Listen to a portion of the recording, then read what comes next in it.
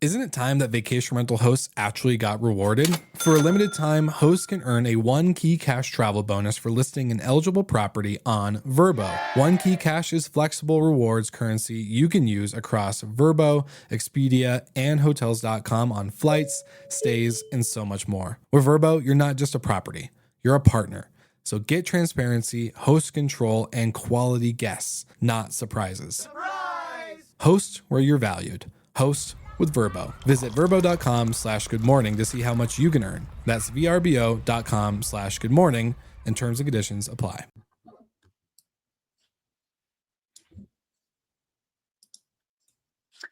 All right. So today we're talking about Hilton leaning further into AI with its upcoming ChatGPT app, which is a pretty big signal as to where booking and discovery might be heading. We've also talked about this quite a bit. So the question is, are hotel brands starting to take back control of the funnel? We'll also get into Hilton's expansion across Asia Pacific, a shift in what luxury actually means in hotels, which I can't wait to talk about, and why budget airlines are now asking for help. Let's go ahead and dive in.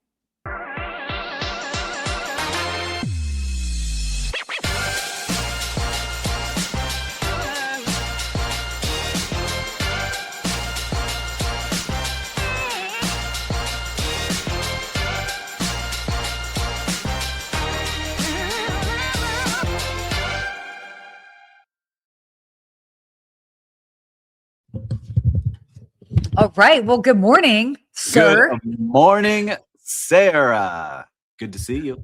Yeah, good to see you as well. Okay, we have to dive into this because both of us actually traveled this past weekend. And I thought it was actually kind of cool because both of us traveled with our parents. But why don't you let everybody know where you were? Because you did a pretty neat thing. Yeah, it was very fun. I got to go to Moab, Utah, my first time there, which was amazing. So if you haven't been there, they say once you get that Moab dirt on you, you always want to come back. Ooh. And I can say that is true. Now I want to go back and check out even more stuff. And I got to do it for two things. And I want to talk about the hospitality around them. First, I went primarily because I got a Ford Bronco. I've talked about that a couple times. And what they include is to teach you how to use it in like the most extreme conditions. But they built this whole hospitality community around their brand where they invite you to come in and learn in the morning, go out on the course with very experienced coaches, have lunch with all the people that you're doing things with on the side of a cliff, come back down this giant mountain over all these obstacles, and then have dinner and have s'mores around a fire pit once you're done to make connections and build that community up and learn from people from all over the country. So really cool to see how a brand that you say, all right, it's just a car, but how you can build something that's hospitality based at a beautiful hotel in an amazing setting. So that was really cool. And then I got to check out where we talked a couple times about Under Canvas here on the show. I actually got to go see it and talk to people staying there and meet the team. How was that? It's really cool to see how they created this. You know, we talked about last week, I think Best Western getting into the outdoor space and kind of seeing one of the originals. This was one of their first locations in Moab, which is very rustic. Like you're paying for a tent. And, you know, the lobby is another tent and they have snacks. It's no restaurant or breakfast. It's really just experience the outdoors. And then talking to their GM, Sarah, who's very nice. She said, you should check out our new brand, Ulum, which is the upscale brand from Under Canvas. And that has tents as well and suites and everything really nice within the tents. But it then has a restaurant and a cafe and a spa. So kind of elevated experience from what they heard from guests. So you can kind of start in at the original one and then move your way up. So it's really interesting to see how they've created that brand. So a lot of fun. I got to do it with my dad, all of this stuff. So really great experience. Okay, so tell me, inside the tents, did you get to take a peek inside the tents just to see like what the setup, like is there like a bed set up and like all beautiful of that? Bed, beautiful bed, beautiful linen. But it's a tent. Like there is no AC, you know, it's screened in, great floor. Not all of them have bathrooms at the original location. So some you have shared. They do a great job. Everyone's very friendly. And I got to go and talk to some of the guests there. And one of them said, look, we've never gone camping. It was a little bit of an older couple. Said, we've never been camping. I have no interest in buying tents or learning how to camp, but we wanted the experience. And they paid $1,000 a night to stay at that place to have that experience. That is wild. A couple years back, I went and I stayed at a similar type of property where it was tents but inside were the beds. And I mean, the beds were so comfortable. I mean, it really felt like you basically had hotel quality beds but you were just in a tent. And, but it was a great experience. And then also communal bathrooms, but it's fine because it's like what you were kind of going for. But then obviously they have a more upscale version even, which is so cool to see what they're doing with Illume. I'm more of an Illume type guy, even though they don't have AC. Like AC, I need that restaurant in the morning. Who's got my cappuccino? Can I come get that, please? Thank you. And they have all that. They have all that there, which is very nice. Wait, can we please document this? You might be more high maintenance than I am. I am. Listen, I want to make sure I have all the things that I need, but I did have. Listen. We can rough it too. I had peanut butter and jelly sandwich on the mountain with the Broncos. Time out. You define roughing it as having a peanut butter and jelly sandwich? Yeah. I'm going to have that for lunch today in my house. Where is the spa at? You're roughing it in your house. I can't believe it, Sarah. Where is my spa and coffee shop? That's why we're building Baya that way. I need to walk out of my AC controlled unit into nature, go through nature to have my cappuccino, and then get my massage later. Oh, okay. All right. Well, noted. Everybody knows. I just want to be very clear here who the high maintenance one is of the two of us. Okay. This is very clear. I'll take it. Well, speaking of high maintenance, I actually had a pretty fun, glamorous weekend. It felt high maintenance, but we were really lucky. You're at a beautiful resort. Oh my gosh, it was so cool. So last week, I got a last minute invitation to go to Impression by Secrets on Isla Mujeres. So for those that don't know, Isla Mujeres is an island just off of Cancun. And so you fly into the Cancun airport, you take a catamaran to get to the island, to where this property is. The catamaran takes about an hour. So like you're out there for a while. And then when you enter the property, oh my gosh, it's almost like White Lotus style. The way that they all stand there lined up in their super cool uniforms that were like amazing outfits, just waving, hand over their heart, which, oh my gosh, I feel like if more hospitality companies could adopt that, it's so thoughtful, hand over their heart, waving, and they wave as you're like, first of all, as you're departing for, I mean, at least 5 minutes, like you can barely see them and they're still looking and waving. And then also when you approach as well, totally incredible, all inclusive. They were doing a special food and wine event. And so they had a wonderful celebrity chef there, Javier. I forget his last name, but he's really big in the Baja, Mexico area. And so he came over. Oh my gosh, it was incredible. But I think the biggest thing and why this was so extra special is I got to take my mom on this, and I hadn't been able to travel with her in a while just because she's got other things. But her doggy passed away a couple weeks ago, and she has been so bummed out. And so when this came up, I was like, you need a change of scenery. Let's go. And she was just like, oh my gosh, I haven't been to any place that's beautiful in so long. And it was like, not only was it incredible, but it was so perfectly timed. So a huge shout out to them. If you're looking for an all-inclusive, they do it great. So shout out to Kate. She looked very happy in the picture. She looked like she was beaming. So it was awesome. She was. Okay. So anyway, that's where we were this past weekend. By the way, if you guys don't follow us on all of our social media platforms, definitely check it out because we're sharing in real time. Yeah, real time on fun things, all different platforms. And I see our comments may not be working here. So if you're commenting, we're working on getting some comments through. Let us know where you're watching from. We would love to see it. But before we get into the news, we have to give a shout out to our fantastic sponsor, Vrbo. Yeah. Make sure to check out vrbo.com/good morning. And if you have a eligible property, make sure to list it there, and you can earn 1 key cash for your next trip. So make sure to check out Vrbo. They have some great properties. Vrbo.com/good morning. Thank you, Vrbo, for sponsoring our show. We always love having you here. Absolutely. So that's great. No, thank you, Vrbo. So, well, as you can see, we have definitely been busy out there experiencing all different types of hospitality, which I love, from sort of an outdoors experience, which you had. I was experiencing all inclusive, also a bit of international. So that's always great to see. But let's go ahead and dive into our first topic here. This is big. So Hilton, Hilton's Chat GPT app and select deals strategy. So this is kind of big news. So basically, Hilton is developing a Chat GPT powered app to enhance trip planning and, of course, booking, which is great. So, but what they're also doing is they are expanding its select deals model to really drive more engagement. This is huge because obviously it's Hilton. Yeah. They're a big company. So we've heard about this maybe with some smaller companies trying to dabble, but seeing Hilton do this is really a big deal. Yeah, I mean, they're jumping into it. They see what everyone's doing. So not only are they creating their own app, which they're still working on, I don't want to say they're falling behind, but they realized we got to get on AI here quick. So they made their app that's coming out on ChatGPT. It's going to launch pretty soon. That will directly connect.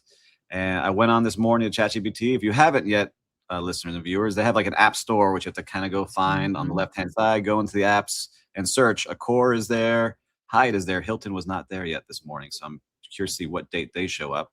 But they're also reworking their own app as this goes. So they're kind of breaking everything down again. Reading from their CEO, he really wants to make sure that they start from scratch, like we've talked about some other brands, and make sure everything connects and it's not siloed, and really working on making that experience great for guests. And just had me thinking about some of these legacy products that maybe don't have AI built into it, how they're going to start reacting, because every major hotel company looks like now is starting to break down their tech stack and rebuild it to one that's made for the AI world. Totally. It's really interesting to see. But have you been using any of the AI apps yet that they have built in ChatGPT?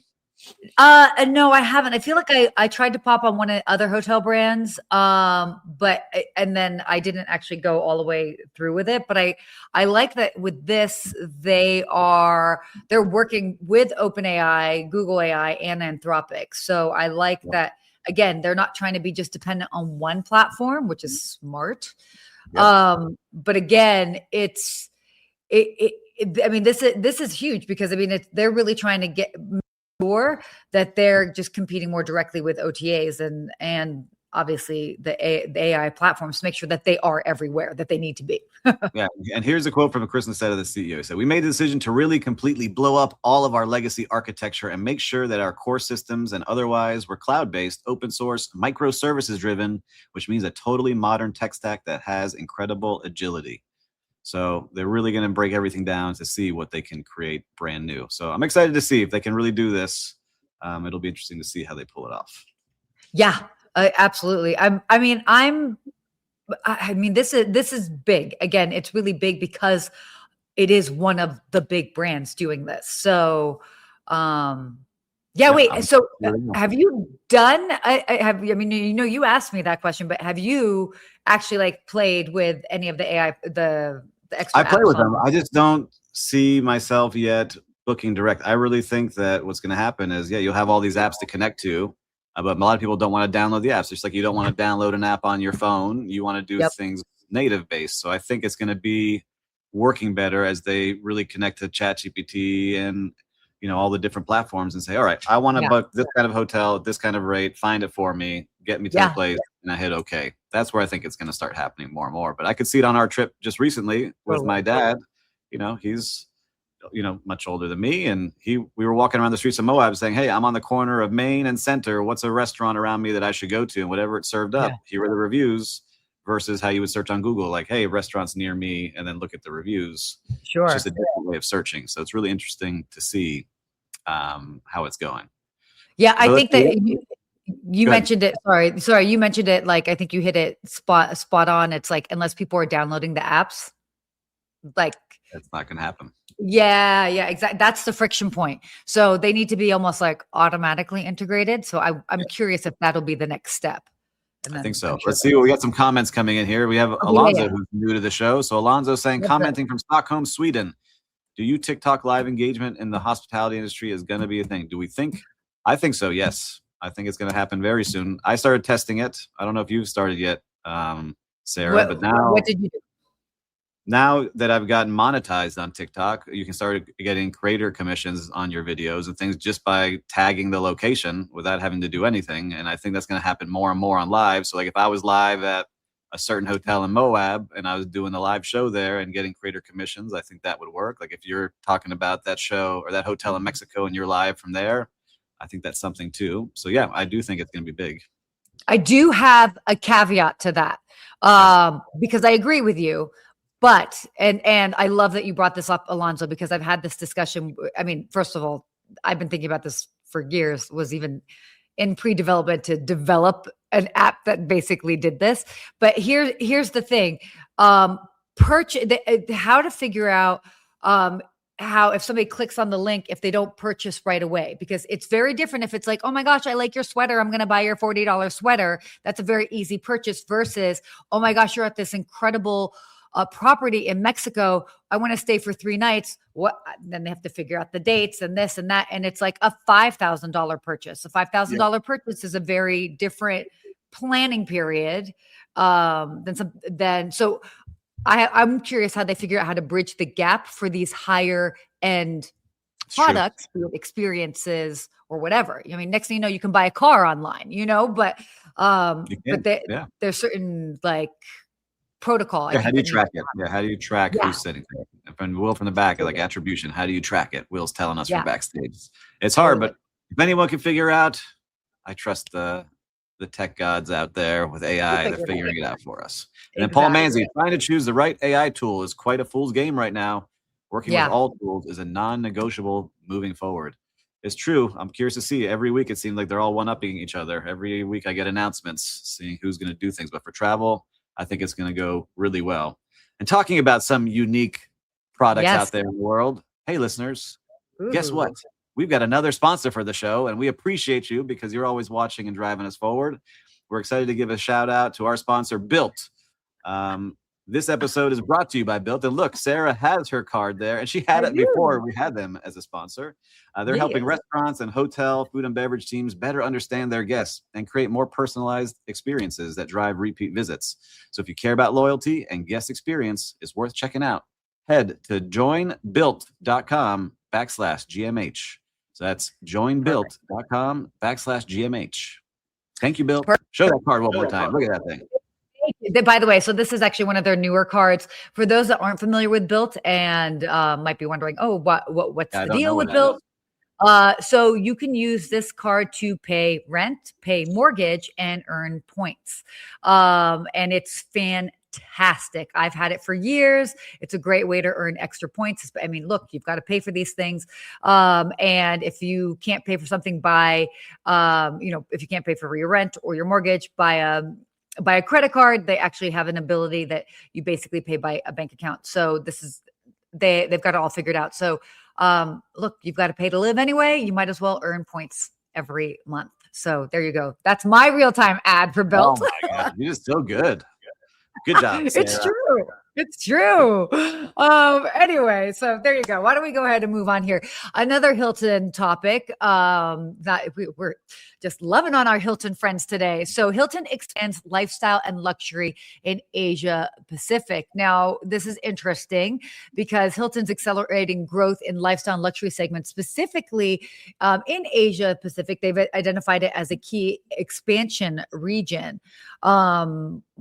A lot of that, there's also higher margin and, obviously the want and need for experience-driven travel. So, this is great to see. They're saying Hilton will introduce 8 new luxury and lifestyle brands into the market. I'm just going to read off a couple of ones that are going to be coming. So get excited. They got the Nomad Insignia by Hilton will be making their Asia Pacific debuts with Nomad Singapore and the Signia by Hilton in Taiwan. Canopy by Hilton will be making its Southeast Asia debut in Bangkok. I love Bangkok. Very exciting city. Curio Collection and LXR Hotel and Resorts will debut in South Asia in Bangalore. I can't even say it. Bengaluru, India. Did I say that right? Yes. Sorry. Yes, you did. Waldorf Astoria and Conrad will also debut in Malaysia, and then Tapestry Collection by Hilton will see its Vietnam launch. So they're going to be opening up in several different markets, which we love to see. And again, that lifestyle and luxury seems to be leading the charge. We talk about it many times each month about how that is a segment that really continues to travel and spend money. This is not just a U.S. thing. This is a worldwide. And What's interesting, I love that there was a stat in here that they talked about, like, for example, like Tokyo. So there've been record number of arrivals coming into Japan. I mean, I was supposed to go earlier this year. I'm still going to make it by the end of the year. But for example, luxury hotels in Tokyo, such a big city, accounts for less than 10% of the total hotel availability that they've got. So looking at that, for example, I mean, they've got room and growth, and you've got people that are opting for that. So this is huge. I mean, they're fast growing business hubs, major gateway cities, especially if you go into one of these bigger cities before going on for the rest of your trip. So there's a lot to explore here. And I mean, it only makes sense that they're going to be expanding this way. Yeah, I'm excited to see what they continue to do. Yes. This will be good for our brand at the end. Whose brand is it anyway? Because there's a lot of brands we just named and that Hilton has. So maybe it'll help us. Oh my gosh. Oh my gosh. Let's see. All right. Well, why don't we go on to our next topic here? The new definition of luxury in hotels. Oh my gosh. This was pretty interesting. Did you, I Yeah, I feel read like the you article probably have a here. lot to say on this. Yeah. Yeah, I mean, the article is basically saying that there's so many luxury hotels now and so many luxury brands that people really focus on the rate, and it's kind of getting the rate and what is the best value and what do I get once I'm in my room. But then you get into that luxury hotel setting, and then the lobby is kind of like a curated waiting room. There's no one there. It's very quiet. And that the old school luxury from like the old days, like you would come to the lobby for people that you would run into, and saying,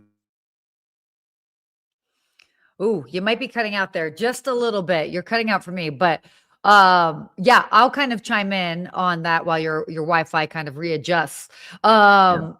It's interestingly enough because dear friend Bashar Wali kind of made the same argument, and but kind of like in the upper scales that there's no personality in these properties. The ultra high luxury hotels are basically, kind of as you were saying, sort of pricing out interesting people.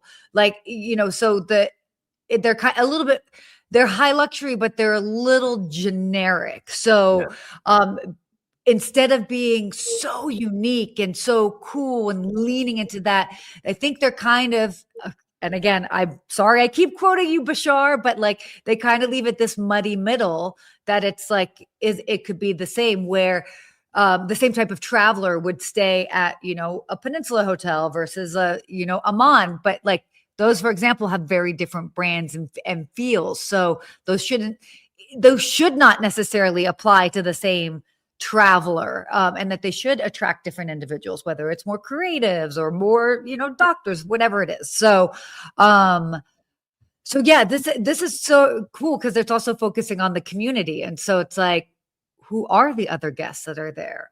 That's the other I thing think, too, is that hotels really need to invest in activating their public spaces. And I was a big believer in this, and I would always get pushback like, why are you spending $600 on live music? How is that return? How can I track that $500 is returning me this much more in drink spend or whatever it might be? But what you do is you build places that people want to hang out, right? If you can create something fun for guests to do together and meet other guests, then you start building these bonds.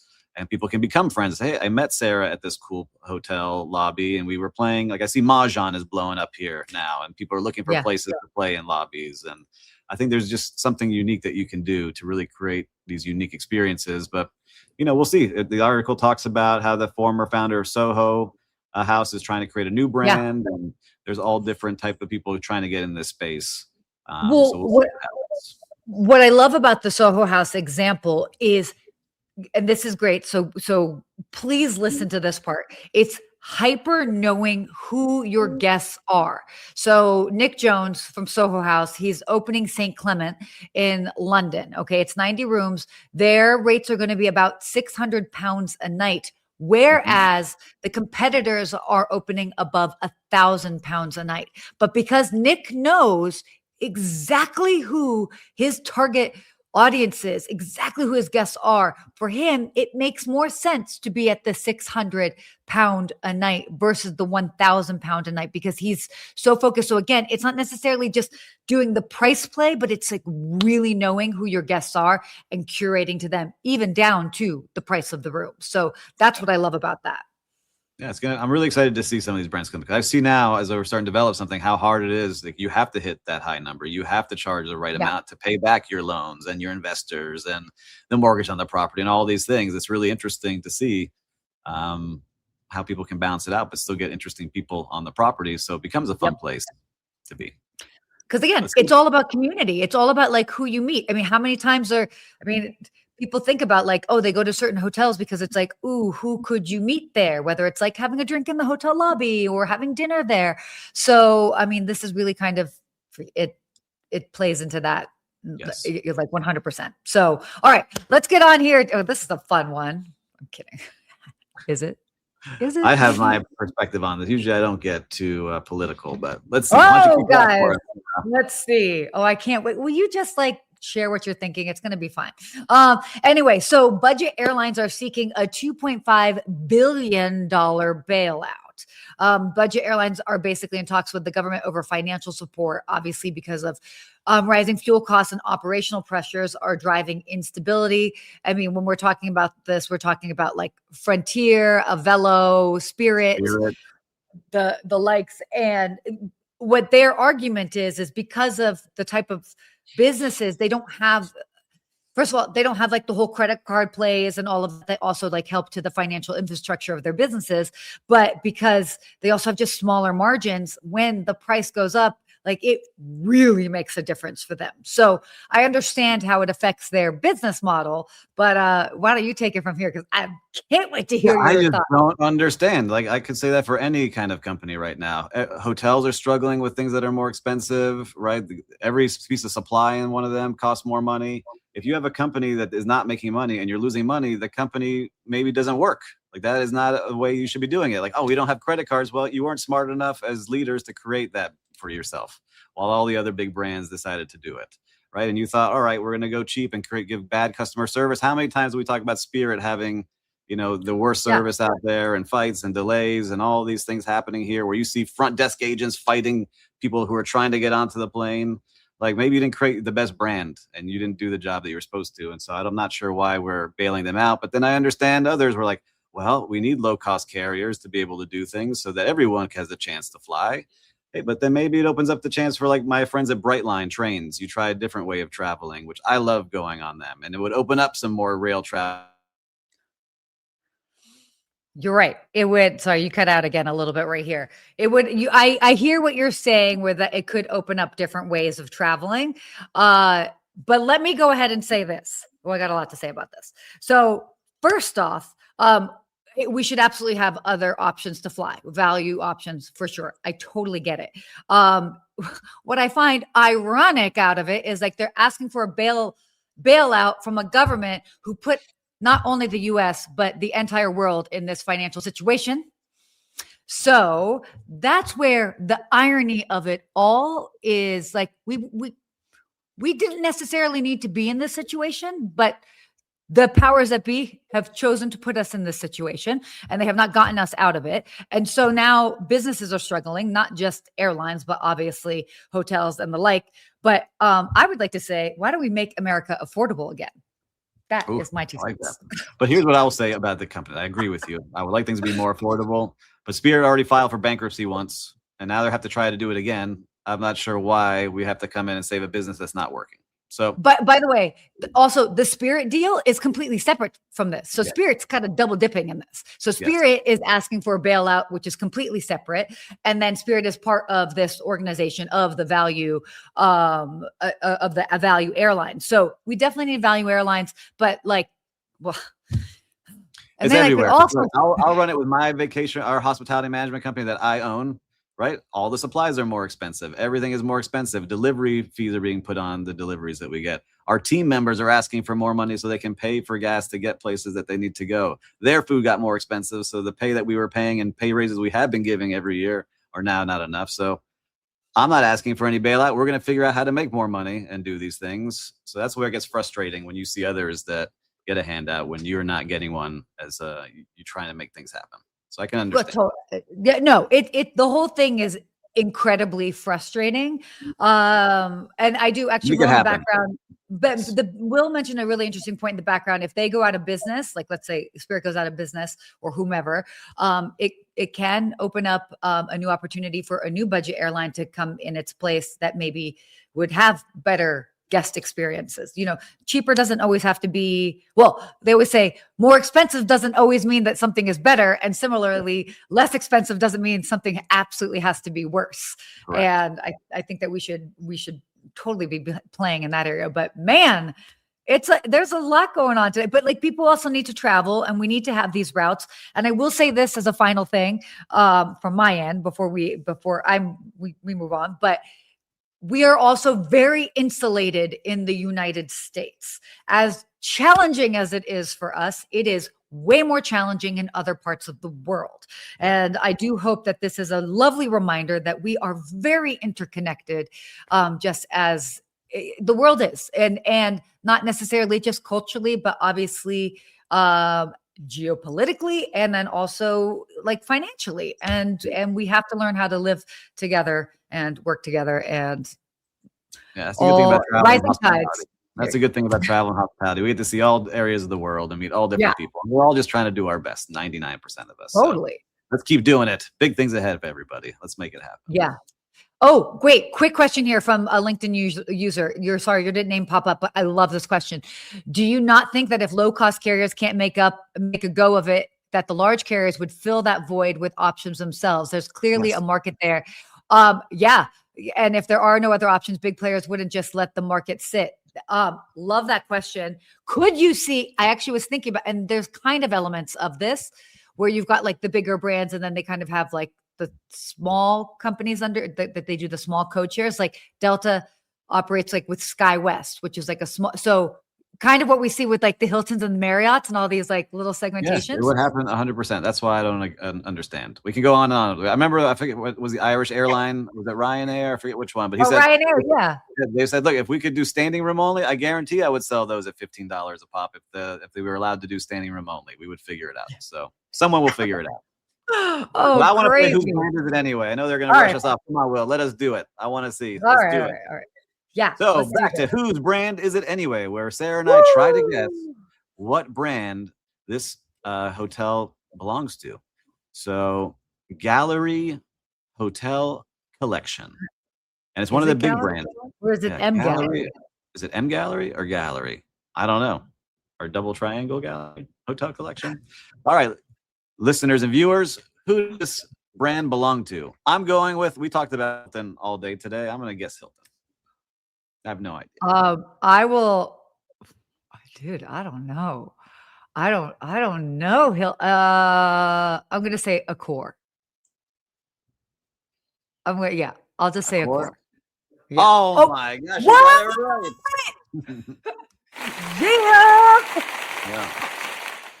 Good job, Sarah. Oh my gosh. We got, is it M Gallery? Let's look at their website here. Yeah. I always like to do that right after. We got Paul guessing. You already lost. It's Accor. M Gallery Hotels. Oh my gosh.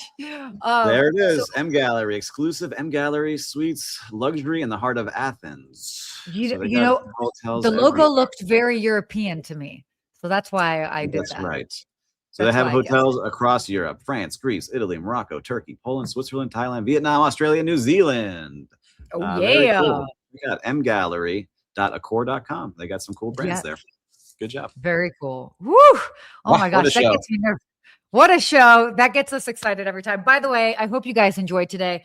I know that we did. We covered a lot of great topics. Obviously, I mean, we're going to be talking about AI until we're blue in the face, we're going to be talking about AI until we have chips implanted in us and we become, cyborgs. Is that what a half human, half robot is? Whatever. Wow. I can't believe I knew that. Anyway, so we're going to be talking about AI until we're blue in the face, but here we are on the cutting edge of it. Hopefully you enjoyed, and thank you guys, by the way, for the thoughtful comments and questions. Always great. So Sarah keeps swearing, not all the time, but appreciate it, Paul. Thank you.